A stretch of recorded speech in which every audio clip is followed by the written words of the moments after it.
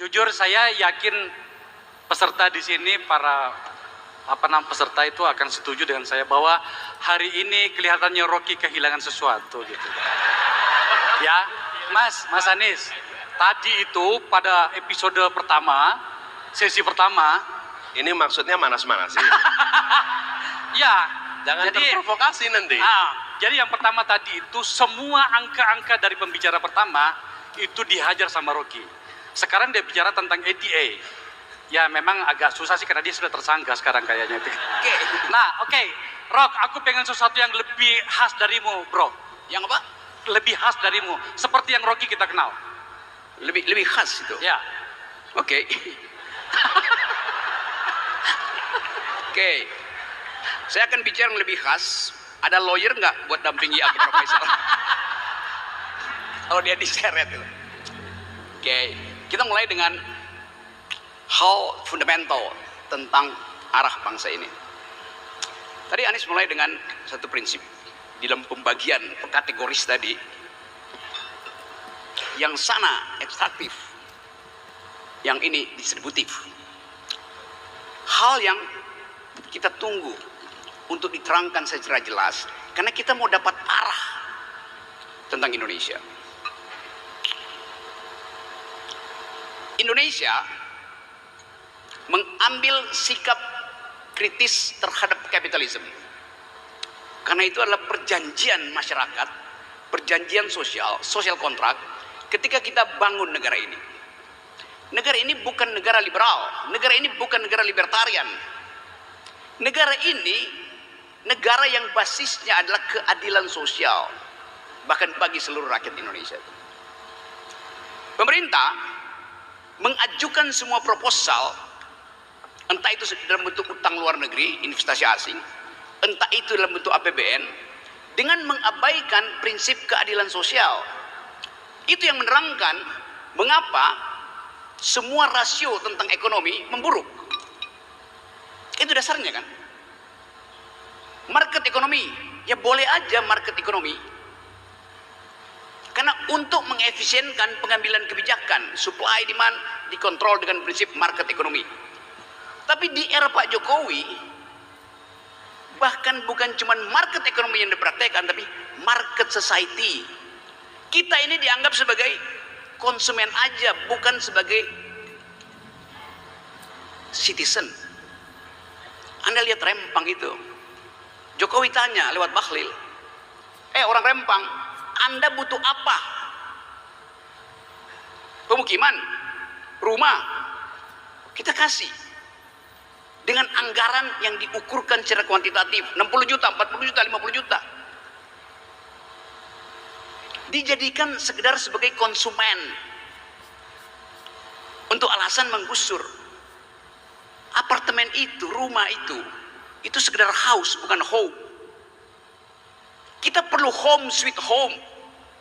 Untuk kebahagiaan tuh. Bukan untuk ukuran-ukuran material. Jadi, bayangkan, Presiden Jokowi tidak paham bahwa dia diminta untuk menghasilkan kebahagiaan dan kemakmuran.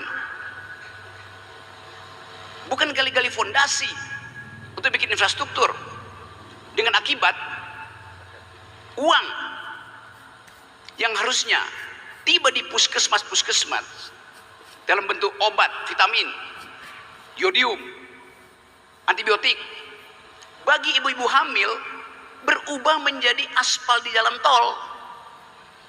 Trade off-nya begitu. Itu yang menerangkan sekarang stunting kita itu 25% tuh. 1 dari 4 bayi yang lahir hari ini akan kekurangan gizi. Setiap bayi yang lahir sudah berutang 50 juta. Itu kata Sri Mulyani. Setiap malam ada 19 juta orang miskin tidur dengan perut kosong. Bagaimana mungkin kita masuk di dalam janji Indonesia Emas kalau kondisi awal kita itu berantakan? Pertanyaannya apa, Rock? Saya mau terangkan itu sebagai upaya untuk menyusun pertanyaan. Apa yang akan membedakan sistem ekonomi atau modeling ekonomi Anies dan Jokowi? Kan orang melihat Jokowi mengekspor market ekonomi sampai ke ruang tidur. Apa yang mau dilakukan Anies? Jadi ini intinya, filosofi kita bernegara mesti kita pahamkan supaya semua orang ngerti. Sehingga kalau dikasih kritik pada Anies satu waktu, kita akan tagih bahwa Anda bilang Anda akan menghentikan ekspansi market ekonomi sampai ke market society. Itu dasarnya kan. Jadi kita mau uji kemampuan intelektual dari Anies. Bukan menguji, bukan sekedar menguji, tapi meminta konsistensi dalam upaya untuk menghasilkan kembali generasi yang berpikir. Oke, hal-hal yang bersifat kuantitatif itu tanya pada awal ada statistiknya. Tapi ide itu harus dituntun dengan paradigma. Oke, kita kasih kesempatan Mas Anies. Monggo, menanggapi silakan dulu. Mas Anies. Apa yang membedakan kebijakan ekonominya? Pembangunan itu adalah tentang manusia. Pembangunan itu bukan tentang barang penopang manusia. Itu poin utama yang harus kita fokuskan. Manusia, tentang manusianya. Dan manusianya artinya apa? Manusianya, keluarganya, komunitasnya, lingkungannya. Tapi fokusnya pada manusianya. Karena itulah kenapa saya tadi tunjukkan soal indeks kualitas pembangunan manusia. Karena kuncinya ada di situ. Sehingga ketika negara berbicara tentang meningkatkan kesejahteraan, maka dia bukan berbicara tentang meningkatkan angka-angka pengukur, tapi meningkatkan kenyataan kesejahteraan yang ada di masyarakat. Fokusnya di situ. Dan ketika bicara kesejahteraan, nomor satu apa? Nomor satu, sehat. Dan ketika bicara sehat, mulai dari kapan? Sehat itu mulai dari ibu hamil mendapatkan pasokan gizi yang baik untuk setiap bayi yang dalam kandungannya. Nomor satu. Kalau tidak ada itu nggak jalan. Nah, Bapak Ibu sekalian, hari ini persoalan ini itu lewat, tidak menjadi fokus. Dan kemudian kedua, masa awal, usia awal, lalu usia sekolah. Ketika masuk usia sekolah, bangku sekolah yang cukup untuk bangku SD, jumlahnya sama dengan bangku SMP, jumlahnya sama dengan bangku SMA. Hari ini jumlahnya kayak piramid. Yang SD banyak, begitu SMP makin sedikit, SMA makin sedikit, perguruan tinggi makin sedikit. Selama itu terjadi, berarti negara tidak berencana untuk mendidik semua anak. Nah, rencana. Dilihat dari mana? Bangkunya aja nggak cukup. Gitu mau bilang mendidik semua anak? Belum, tidak berencana. Itu diubah. Jadi kesehatan dasar, yang kedua pendidikannya. Setelah terdidik, bersekolah salah satunya. Terdidik beda dengan bersekolah. Okay? Bersekolah itu diselenggarakan negara. Mudah-mudahan itu menghasilkan orang-orang yang terdidik. Dengan itu mereka kemudian bekerja di dalam, nah ini baru pasar masuk nih. Pasar masuk di dalam sebuah perekonomian. Masuk dalam perekonomian, ada yang menjadi penyedia tenaga kerja, ada yang masuk di situ sebagai pengusaha, baik mikro maupun besar. Yang kemudian bergerak di dalam pasar, terjadilah distribusi kesejahteraan di pasar.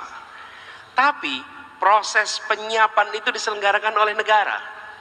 Jadi ketika kemudian negara berbicara tentang kesejahteraan, bukan sekedar meningkatkan GDP, bukan sekedar meningkatkan pertumbuhan ekonomi, tapi mengubah kualitas hidup setiap orang dan setiap keluarga yang ada di Indonesia.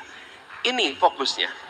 Jadi saya melihat, Bung Rocky, yang selama ini terjadi adalah mencoba lompat ke ujung. Disiapkan infrastruktur dengan harapan kemudian pertumbuhan ekonomi otomatis naik. Nah, pertumbuhan ekonomi naik, tapi pekerjaannya tidak sampai ke keluarga. Keluarga tidak merasakan keterdidikan. Di sisi lain, terjadi stagnansi transformasi kesehatan. Bagaimana kita masuk anggota G20 tapi stunting kita masih tinggi. Bagaimana kita masuk anggota G20 tapi angka kematian ibu melahirkan masih tinggi. Indikator-indikator sosial kita tidak menunjukkan kita berada di negara yang top 20. Indikator ekonominya top 20, tapi indikator sosialnya tidak. Dan bila ditugasin sebagai presiden, maka presidennya tidak hanya bawa ilmu ekonomi, tapi bawa ilmu antropologi, bawa ilmu sosiologi, bawa ilmu sosiatri, bawa ilmu urban, bahwa ilmu-ilmu itu semua dihormati, diberikan ruang di dalam pengambilan keputusan. Jadi ketika kemudian kita mau melakukan langkah, itu berbagai ilmu pengetahuan dimanfaatkan. Tapi kalau kepemimpinan nasional tidak menghormati ilmu pengetahuan, maka selera yang akan mendominasi di dalam pengambilan keputusan. Oke. Hormati ilmu pengetahuan, manfaatkan ilmu pengetahuan di dalam formulasi kebijakan. Dan ketika itu terjadi, maka aspek-aspek yang non-market menjadi tercover. Tapi kalau tidak, maka kita memandang seakan-akan ini hanya persoalan ekonomi. Dan ini kaitannya juga dengan hubungan internasional. Indonesia selama bertahun-tahun memandang posisinya dengan dunia itu transaksional. Kami berurusan dengan dunia, untung ruginya apa? Untung ruginya apa? Tidak. Harus diubah. Kita ini adalah warga dunia. Dan Indonesia punya tanggung jawab di dunia. Karena itu, hadir di pertemuan PBB itu apa namanya? UN General Assembly. Kalau tanya pada efeknya investasi memang tidak ada.